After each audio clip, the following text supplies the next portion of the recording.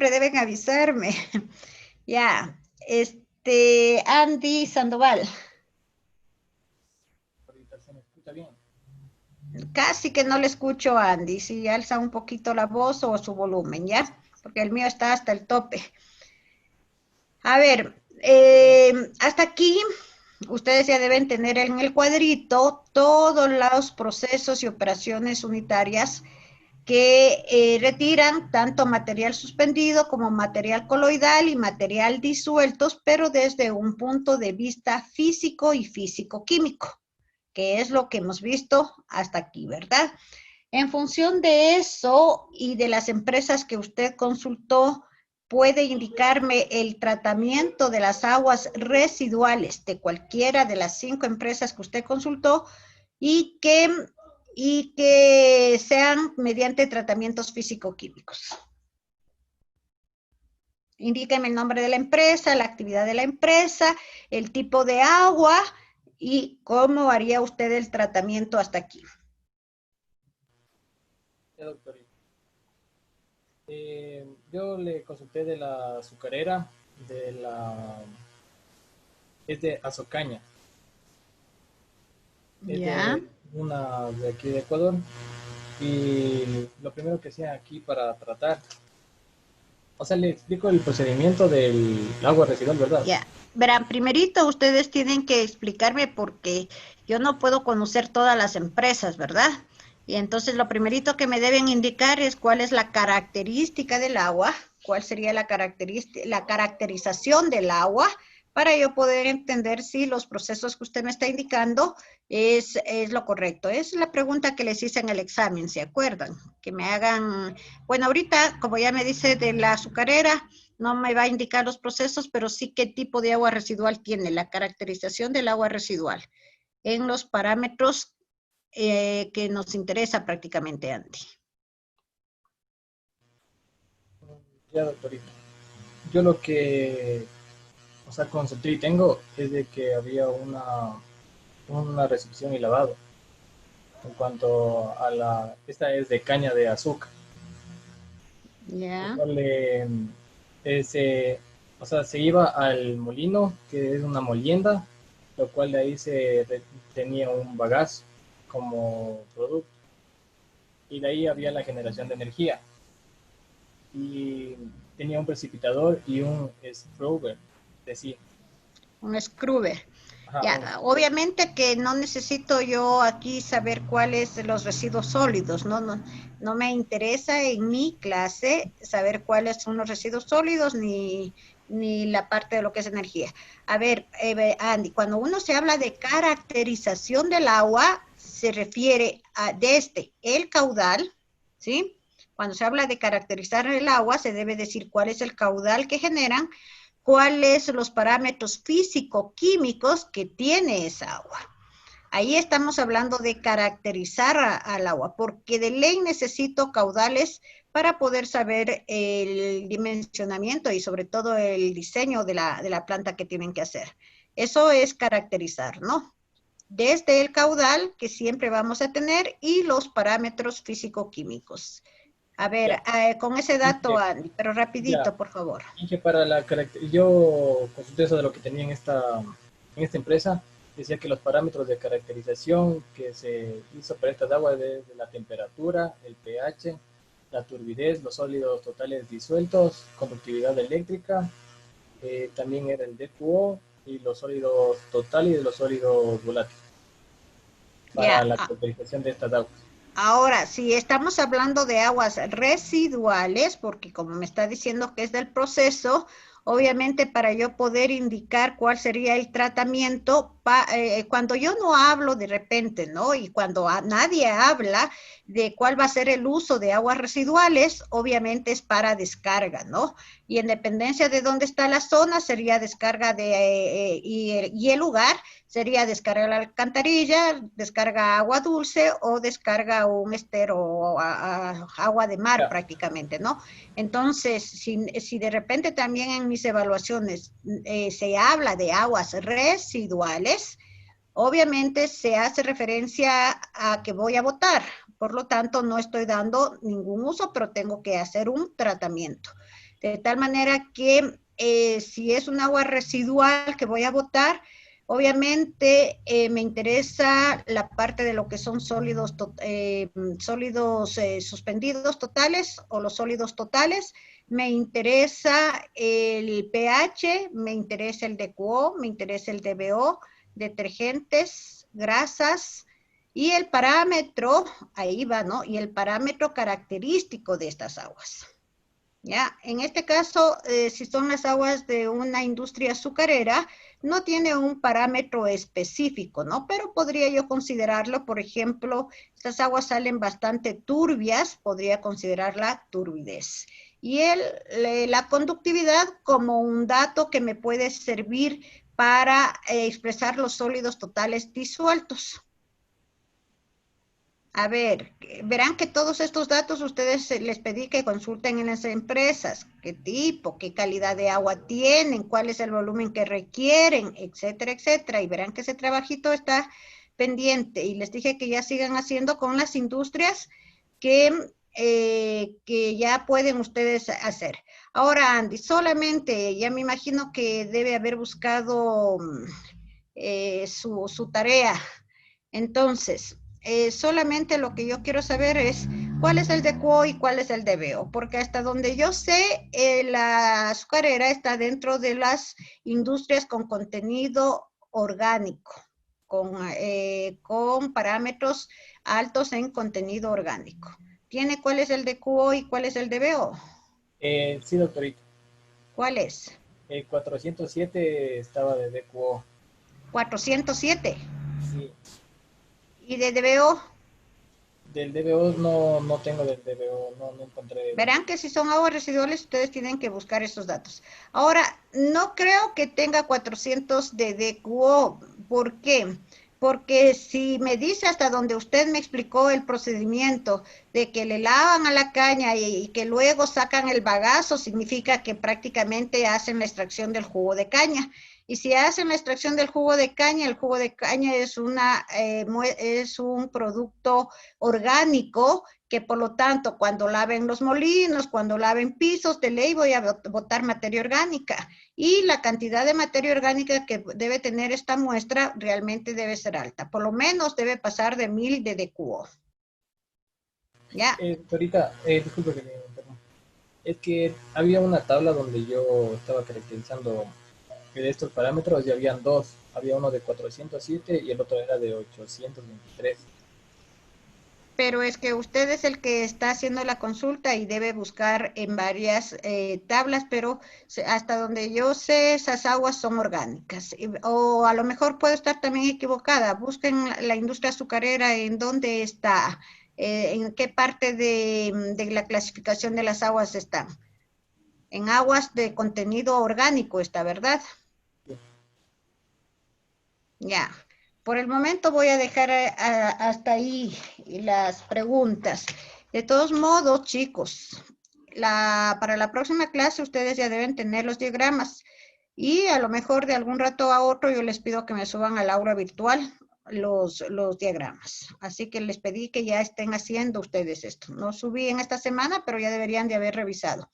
Ahora, si termino antes la clase de hoy, vamos a seguir haciendo este tipo de preguntas, ¿ya? Listo. Ahorita voy a empezar ya no con tratamientos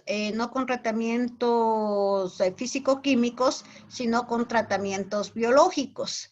Es decir, tratamientos en el que voy a eliminar tanto material coloidal como material disuelto, pero que tienen alto contenido de carbono orgánico, ¿no? Esa es la diferencia. Acuérdense que en la tablita, cuando clasificábamos los sólidos suspendidos, los sólidos coloidales y los sólidos disueltos, había una flechita que iba desde los sistemas coloidales, incluso desde las partículas finamente divididas, es decir, partículas suspendidas finamente divididas, coloides y sales disueltas, pero con contenido orgánico. Ahí nosotros hacemos uso de lo que es la degradación biológica o lo que se conoce también como oxidación biológica que estaba en el cuadrito. Voy a compartirles la presentación.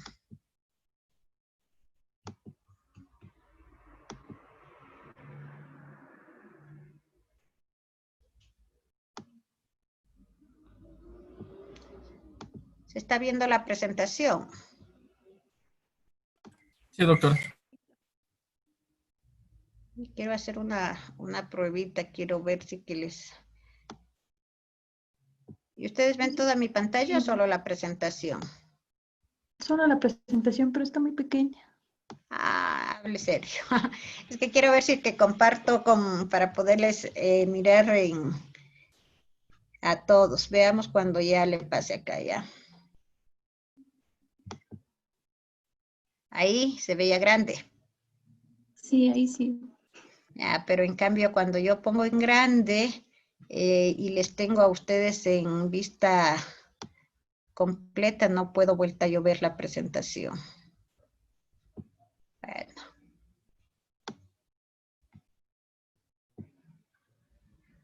Listo. Entonces, como les había dicho, vamos a empezar a lo que es oxidación o degradación biológica. ¿Qué es lo que están viendo ustedes ahí? ¿Qué miran con todas esas flechitas y todas esas letras que están ahí? ¿A qué representa eso? ¿Quién me dice? Mejor dicho, para seguirles calificando. Gisela Saldaña. Sí, doctora, buenas tardes. Buenas tardes.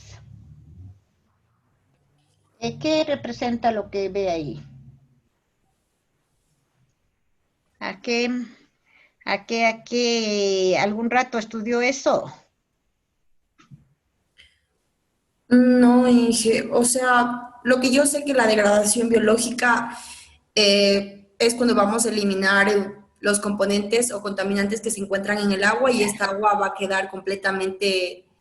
No, pero lo que yo le estoy preguntando, ¿qué es esto? Todo lo que vemos aquí, sustrato AH, el NAD pH, el FAD, el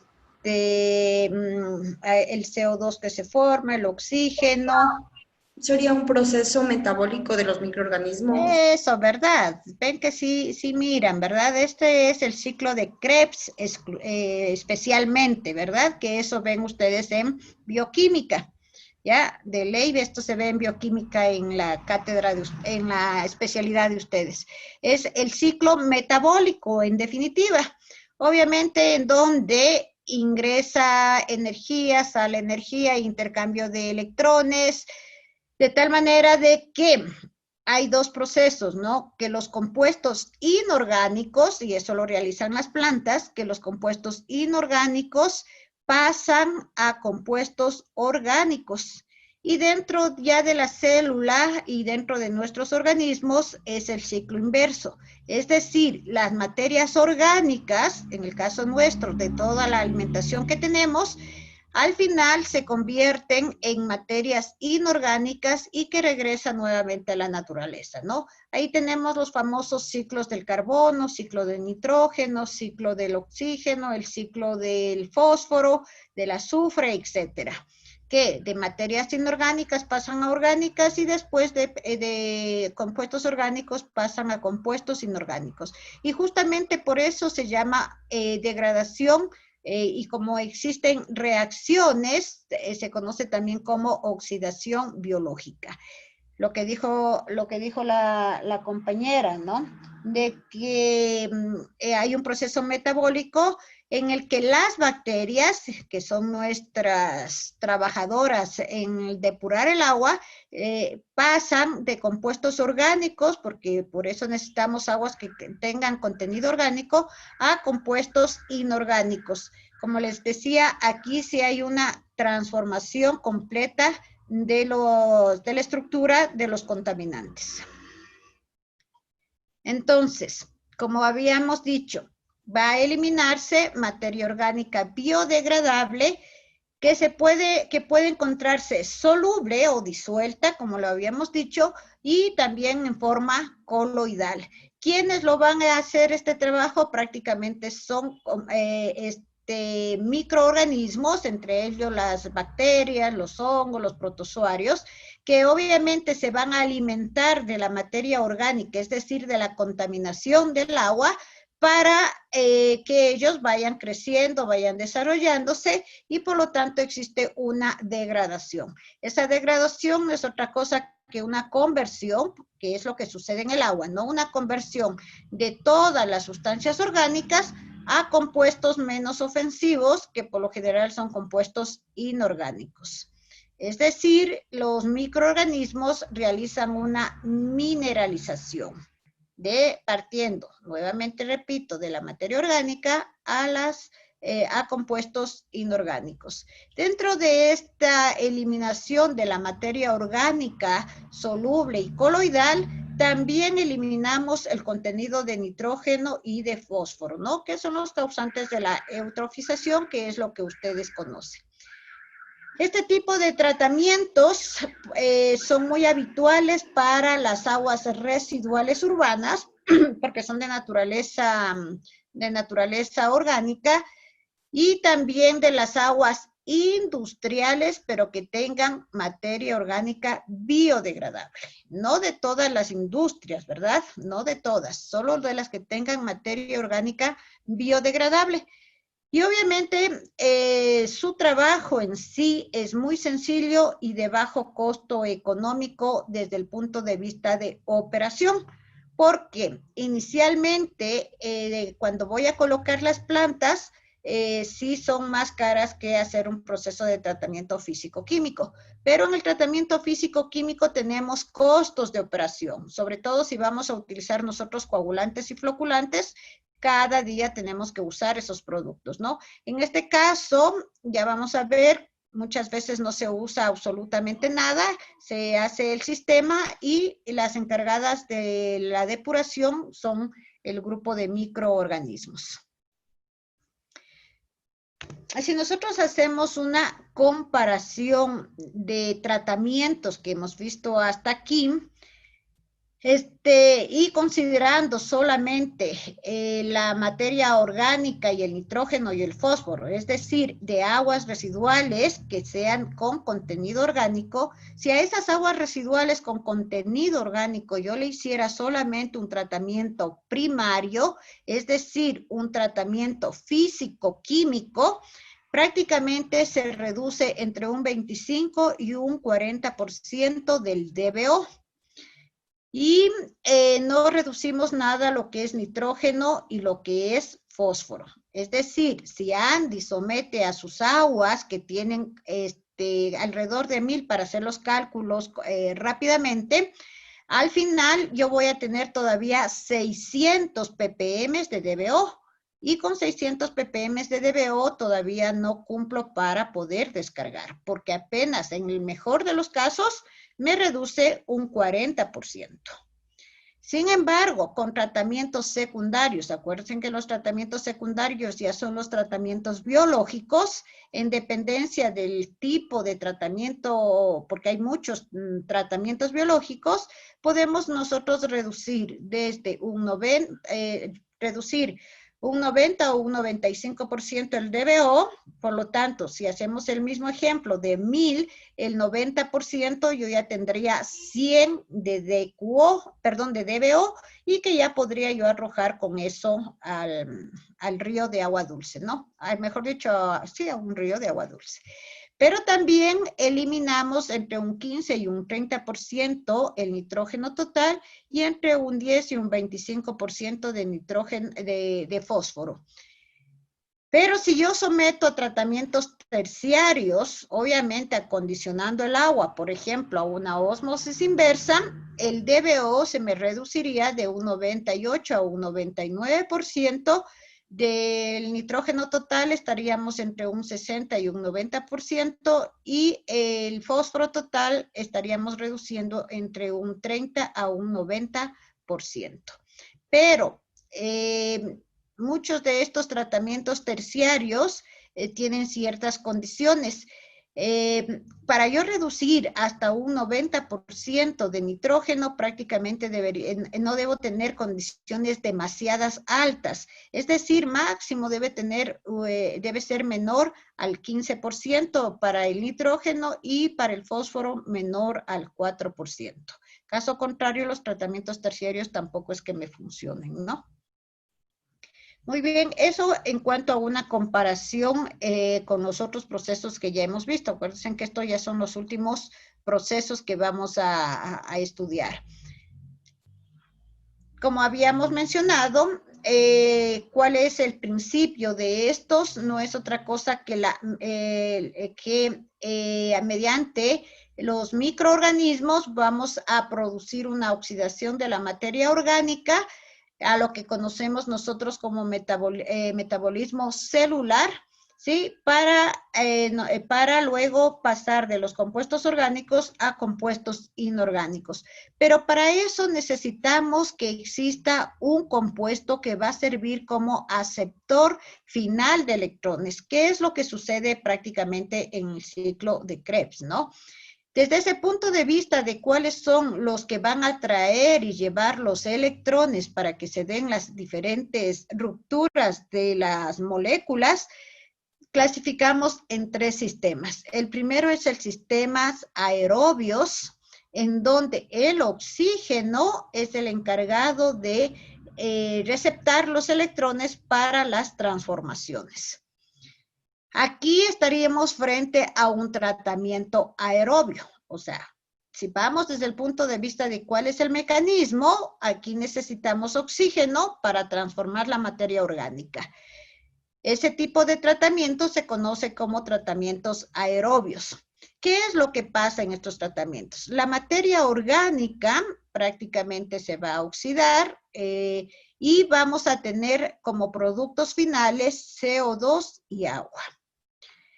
Pero por otro lado, yo voy a tener fangos, es decir, lodos. Se conocen como fangos en la parte de tratamientos biológicos o también lodos biológicos, ¿no? En este caso, los rendimientos energéticos que se necesitan para que los microorganismos transformen en un medio aerobio son bastante elevados. Si consideramos nosotros que tenemos un 100% de materia orgánica, después de este proceso, yo voy a tener alrededor de un 49% transformado el carbono a CO2. Por ponerles un ejemplo, si yo tengo proteínas, si yo tengo carbohidratos, si yo tengo lípidos, que es la contaminación orgánica y que son compuestos orgánicos biodegradables, ese carbono de todos estos compuestos va a llegar al final a ser CO2 y tendríamos un 49% de carbono, pero como CO2, ¿no? También vamos a tener dentro del efluente una pequeña cantidad del carbono con compuestos con número de carbonos mayor que 1, ¿no? Puede ser etanol, que por lo general se puede formar, ¿sí? Y ahí tendríamos un 2%. Eso todavía estaríamos nosotros cuantificando como el DBO, ¿ya? Y por otro lado voy a tener la formación de lodos, que ahí también tengo carbono, pero ese carbono que se tiene aquí es los cuerpos, se podría decir así, de los microorganismos, ¿no? Y tenemos otro 49%, y uno de los problemas que tiene este tipo de tratamientos es la gran cantidad de lodos que se me forman. ¿Cómo vamos nosotros a comparar con el segundo sistema, que son los sistemas anaerobios? En este caso, los tratamientos, el nombre de los tratamientos del agua sería tratamientos anaerobios. Y por lo general, ¿qué sería un tratamiento anaerobio? Dayan. Que no tiene, o sea, no cuentan con la presencia de oxígeno. Ya, miren, obviamente al final no necesitamos el oxígeno para poder, déjenme anotarle, si no luego. Ya. Obviamente no, el sistema, diríamos nosotros, si conocemos que los tratamientos anaerobios no necesitan el oxígeno, o mejor dicho, se realizan sin oxígeno. Pero en este caso, ¿qué es si no tiene oxígeno, cuál es el que va a llevar los electrones para romper las cadenas? Es el carbono. Por eso el receptor de carbono de los sistemas el receptor de electrones de los sistemas anaerobios es el carbono, ¿no? Y que ese carbono puede tomarle de los mismos contaminantes, es decir, la materia orgánica que tiene carbono, o puede ser adicionado y tomado, por ejemplo, de carbono inorgánico como el CO2, o de alguna fuente de carbono que nosotros adicionemos. Pero para tener un sistema anaerobio, no es, chicos, aquí hay conceptos errados, se podría decir, en el tratamiento, ¿no? No es de que yo, por ejemplo, a una muestra de agua le voy a poner yo en un lugar completamente cerrado. Como no tiene oxígeno, yo ya estoy haciendo un tratamiento anaerobio. Ya, no es esa situación. Porque si mi agua, por ejemplo, hablemos de una agua que procede de una industria que no genera materia orgánica, yo le pongo encerrado en un recipiente donde no tiene oxígeno, no va a haber un tratamiento anaerobio. ¿Ya? ¿Por qué? Porque yo necesito en este tipo de tratamientos que exista carbono. Necesito que exista carbono para que se dé los procesos, ¿no? Como ven en la reacción, se representa la materia orgánica como CHON, es decir, tiene carbono, hidrógeno, oxígeno y nitrógeno.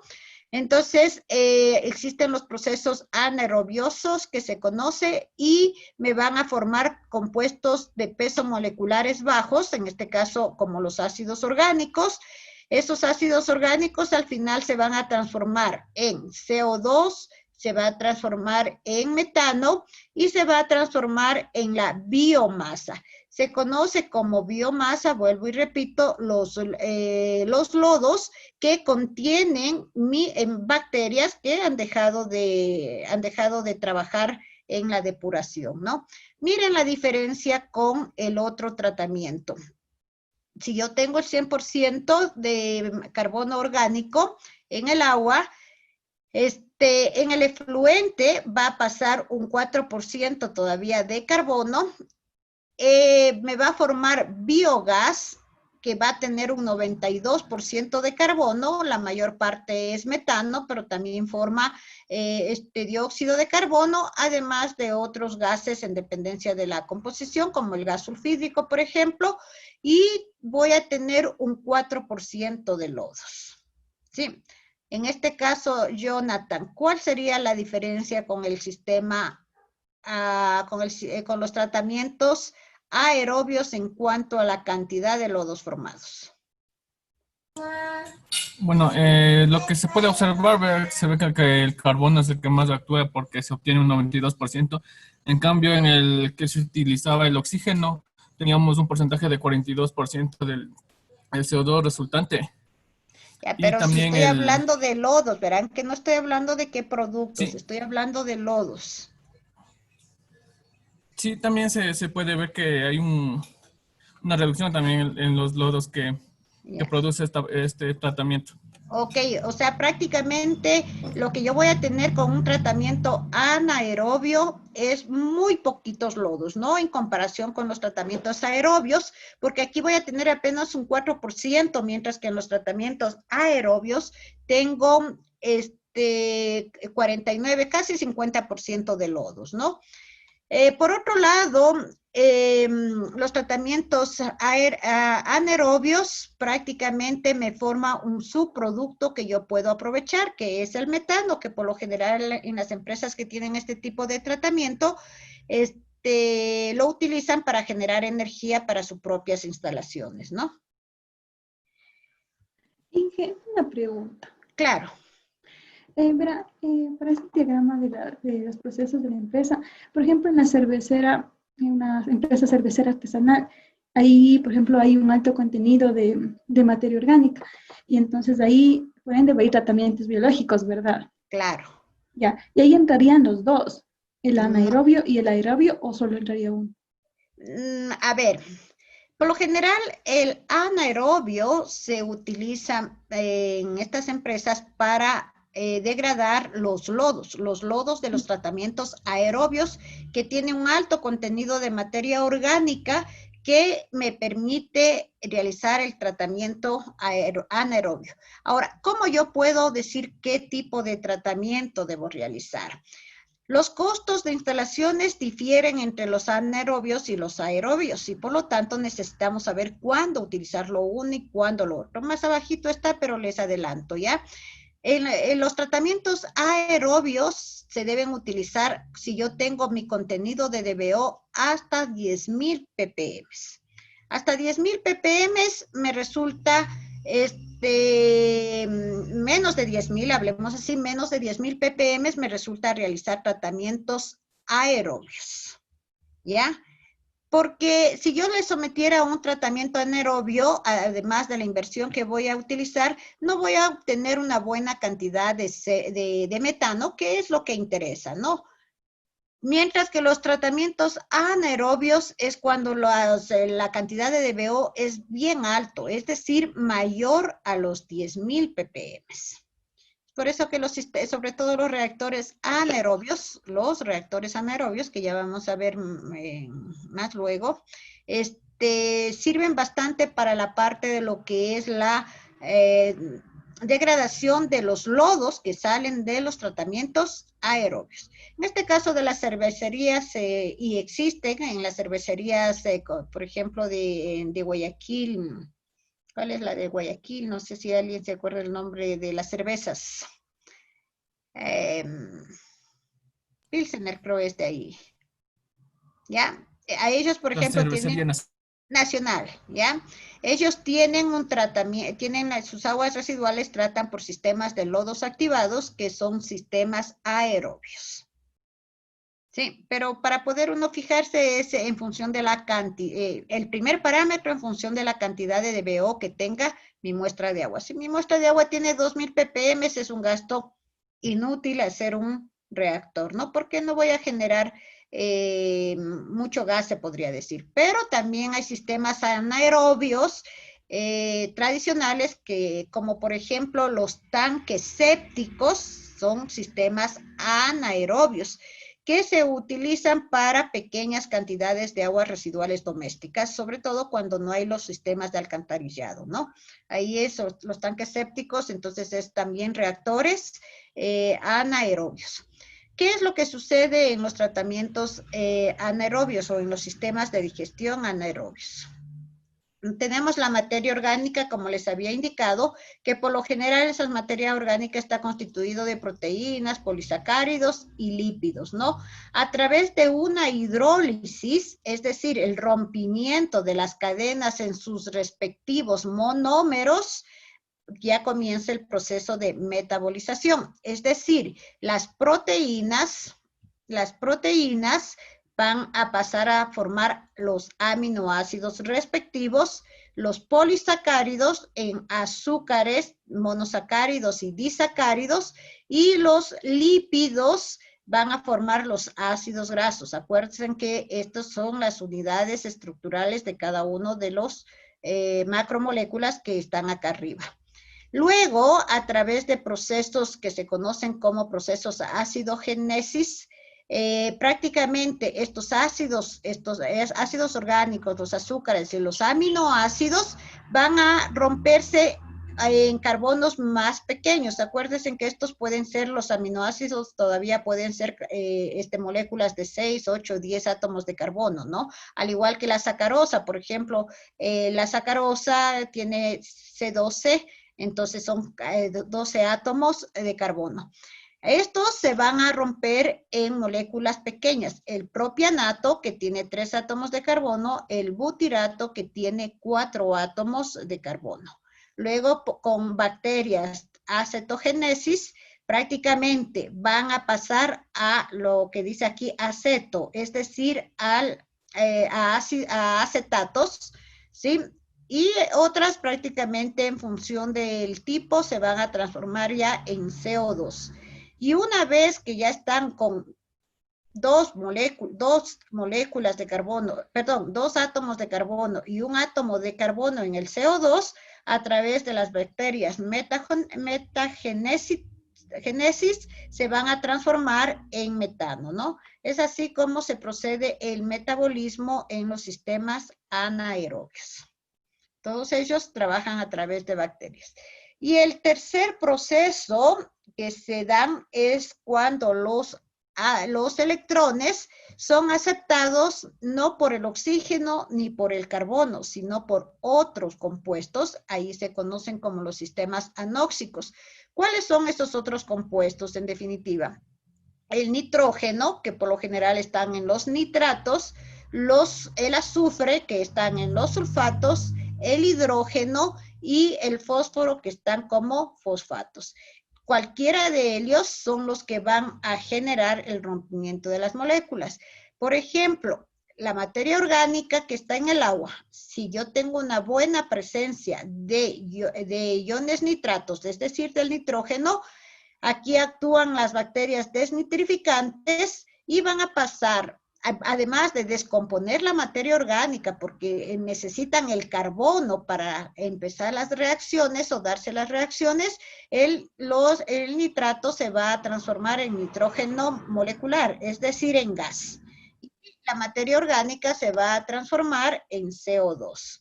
Entonces, ahí prácticamente ya quedaría el agua depurada, ¿no? Acá se ve otro ejemplo con el ion sulfato, en sistemas, sobre todo en sistemas biológicos secuenciales, en reactores biológicos secuenciales, se va a transformar la materia orgánica en bicarbonatos y el azufre presente en gas sulfídrico, ¿no? Prácticamente estaríamos depurando el agua.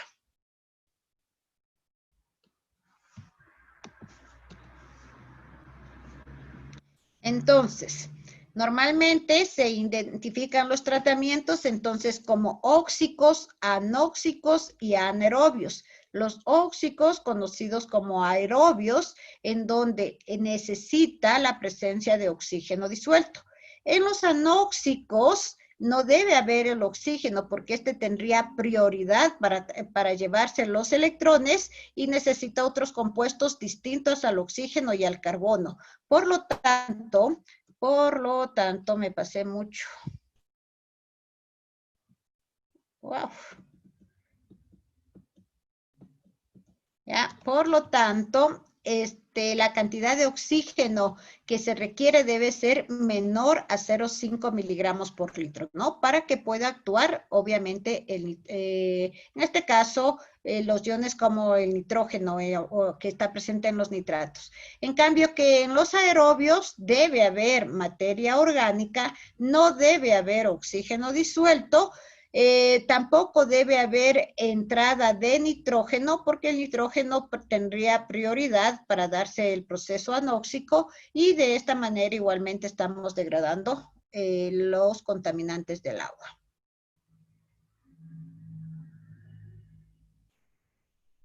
Ya.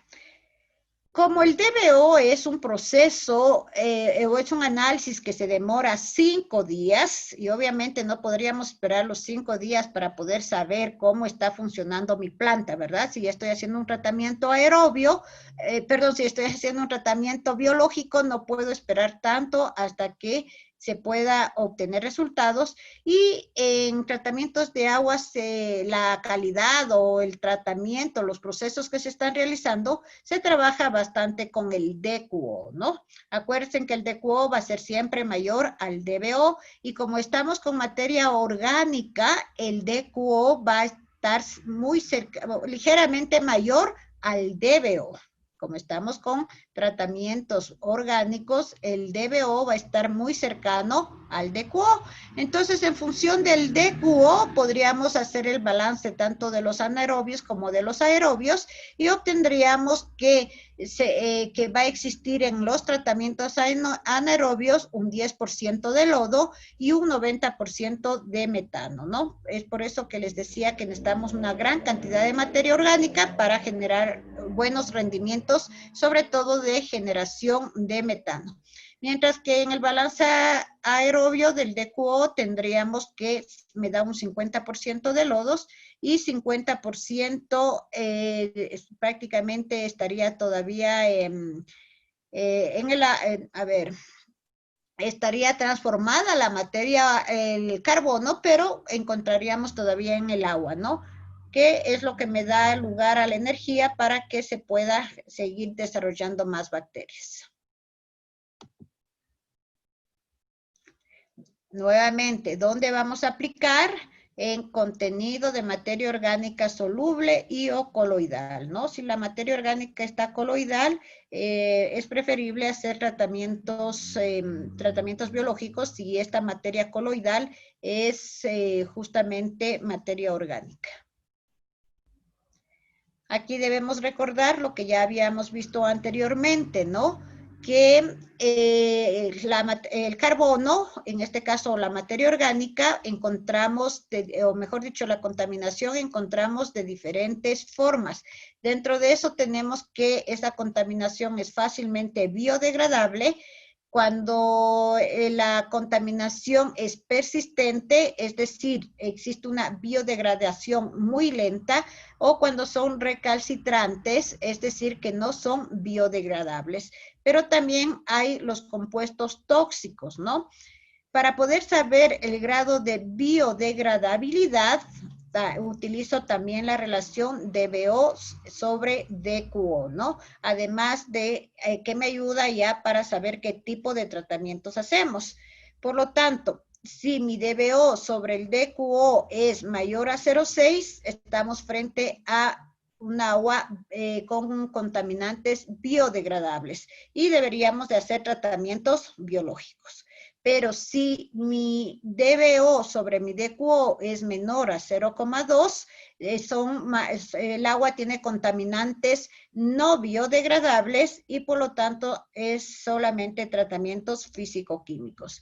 Cuando está en el intervalo de 0,2 y 0,6, se puede aplicar se debe aplicar tratamientos combinados, es decir, tratamientos físico-químicos y tratamientos biológicos. ¿Cómo sé si conozco yo los compuestos que tiene el agua? ¿Cómo sabemos si son más o menos biodegradables? Hay que considerar lo siguiente, ¿no? Cuando encuentro con materia orgánica, pero esa materia orgánica tiene muchos halógenos, la materia en general disminuye la biodegradabilidad, ¿no? Si la materia orgánica tiene muchas ramificaciones, también son menos biodegradables. Y también cuando no son solubles en el agua. Por ejemplo, compuestos no biodegradables de este tipo, los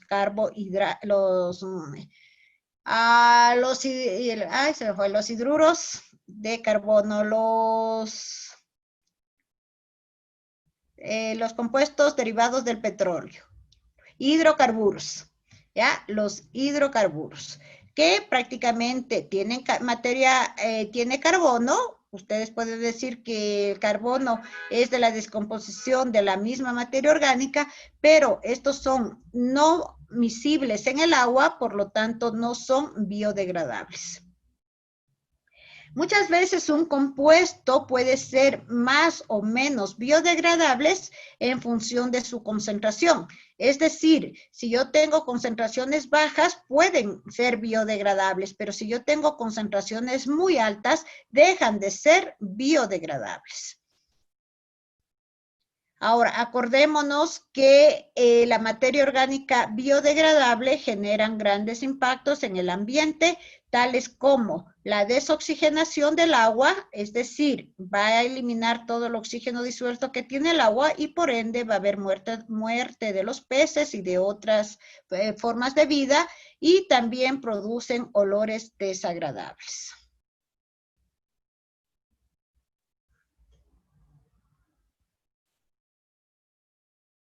Ya.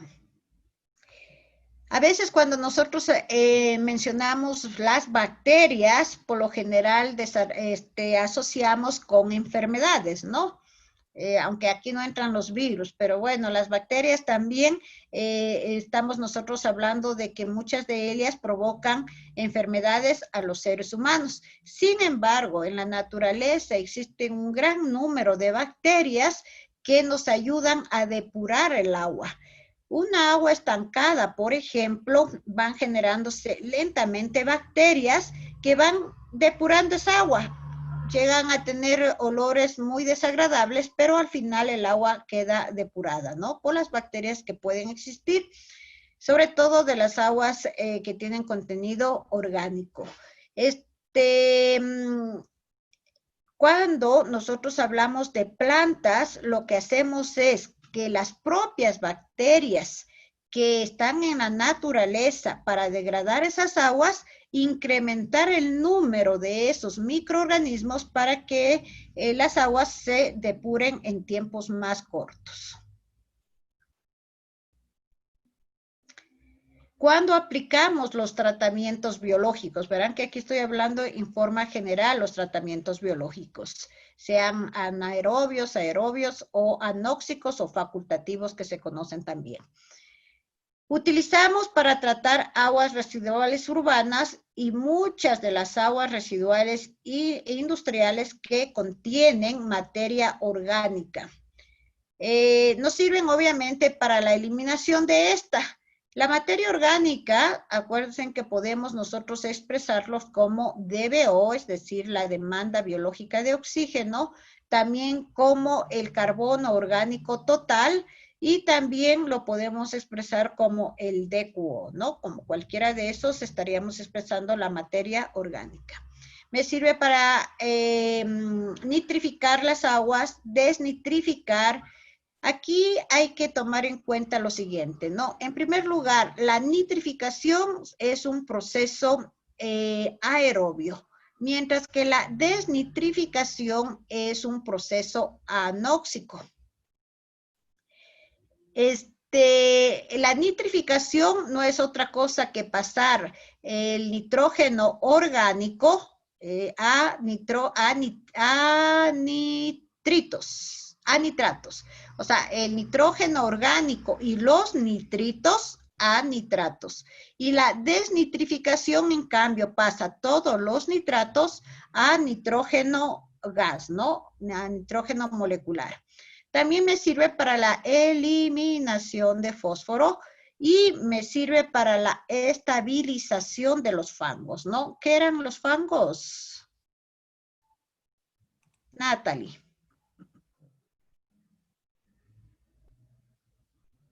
Natalie Hidalgo. Son los lodos. Ya, no se vayan a olvidar que los fangos son los lodos, ¿no? Los lodos biológicos. ¿Cuáles son las ventajas en comparación, obviamente, con los tratamientos físico-químicos, ¿no? El costo en sí de operación o el costo final del tratamiento son bajos. Existe la destrucción de la contaminación y no la transferencia del contaminante como hacemos en los procesos físico-químicos. Tiene una muy buena aceptación social justamente porque no estamos transfiriendo a otro lugar los contaminantes y obviamente en sí los equipos no son complejos como lo van a ver ustedes. Pero al igual tiene inconvenientes. En primer lugar, como son sistemas en el que estamos trabajando con microorganismos que son seres vivos, obviamente son difíciles de predecir, ¿no? Hay que tener un buen control para el crecimiento de las bacterias adecuadas y de todos los tipos de microorganismos adecuados para que más bien me depure el agua y no me dé intermedios tóxicos, porque si no tengo un buen control me podría dar compuestos más bien tóxicos. No siempre es posible para todas las aguas, obviamente necesitan condiciones y la depuración es lenta, ¿no? En tratamientos físico-químicos, el tiempo máximo de depurar, digamos, una agua, estamos en función del tipo de tratamiento que estamos dando, la depuración se puede llevar en 30 minutos, 45 minutos, una hora. ¿Ya? Están en una hora. Mientras que los tratamientos biológicos necesito unas 6 horas, 12 horas y 24 horas. Entonces, obviamente, ese sería el inconveniente de que necesitamos tiempos de retención más grandes que los de los tratamientos físico-químicos. Como son microorganismos, seres vivos, obviamente necesitan ellos algunas condiciones. Entre ellos necesitan una fuente de energía, es decir, el aceptor de electrones, ¿no? La fuente de energía puede ser el oxígeno, el carbono, nitrógeno, fósforo o azufre e hidrógeno. Todos ellos necesitan una fuente de carbono para la síntesis de las nuevas materias celulares, es decir, para el crecimiento y la generación de nuevos microorganismos, ¿no? La fuente de carbono puede ser la propia materia orgánica que se encuentra en el agua o puede ser también el CO2, que las bacterias aprovechan muy bien el CO2, el carbono del CO2. Y necesitan nutrientes inorgánicos. Aquí no estoy diciendo que voy a eliminar, ¿no? Aquí estoy diciendo que el agua de todos modos necesita una cierta cantidad de nitrógeno que van a utilizar los microorganismos para poder vivir. Necesitan fósforo, necesitan azufre, potasio, calcio y magnesio. Si ustedes han relacionado cómo es la vida de los microorganismos prácticamente y el metabolismo, se podría decir, es similar a la nuestra, ¿sí? Pero ellos tienen una corta vida, mejor dicho, tienen una vida muy corta, ¿no? En función de eso, los microorganismos pueden clasificarse según las necesidades de oxígeno. Aquí estamos hablando solamente de las necesidades de oxígeno en aerobios, anaerobios y facultativos. Ya saben ustedes a qué se refiere cada uno de estos. También se pueden clasificar los microorganismos en función de la fuente de carbono que utilizan. Entre ellos tenemos los heterótrofos, que requieren carbono orgánico, y existen los autótrofos que utilizan el carbono del CO2. Según este tipo de clasificaciones, podemos encontrar nosotros o clasificar los tratamientos en 5 procesos. Procesos aerobios, procesos anaerobios, procesos anóxicos. Pueden ser anóxicos combinados, es decir, los anóxicos pueden combinarse con los aerobios o pueden combinarse con los anaerobios, y también existen los procesos de lagunaje. Pero en función de dónde vamos a encontrar estos microorganismos, también los tratamientos pueden clasificarse en sistemas de cultivos en suspensión. Es decir, si hablamos de cultivos, estamos hablando de los microorganismos. Estos se van a encontrar prácticamente formando parte de la masa del agua, van a estar suspendidos como las partículas suspendidas, ¿no? Van a estar en toda la masa del agua. Tenemos los sistemas de cultivo fijo, los microorganismos van a necesitar un sitio donde se van a adherir, es decir, van a necesitar un soporte. En este caso, por ejemplo, las gravas, que es uno de los que se utiliza, ahí van a pegarse para desarrollarse los microorganismos. Y tenemos una combinación de ambos. A veces cuando escribo a oscuras, escribo, como no veo los teclados, escribo yo todo al revés. He puesto aquí ambos, ¿ya? Puede haber una combinación de ambos, ¿no? Es decir, en el mismo sistema donde los microorganismos están suspendidos, puedo yo colocar ciertos materiales que por lo general son sintéticos, que estén en combinación con el agua, que también estén suspendidos, pero los microorganismos se van a pegar a estos, ¿no? O pueden ser combinaciones separadas. Por ejemplo, los microorganismos están suspendidos en una primera fase y luego una segunda fase los microorganismos van a estar adheridos, en este caso, a lechos filtrantes como los que se ven en la figura. Miren qué tan largo es. En función de lo mencionado anteriormente, existen muchos sistemas de tratamientos. Por ejemplo, aquí se citan algunos, ¿no? Aquí tenemos el tipo de tratamiento o de proceso que se realiza, los nombres comunes de cada uno de los tratamientos y para qué se aplica, ¿no? Entre los procesos aerobios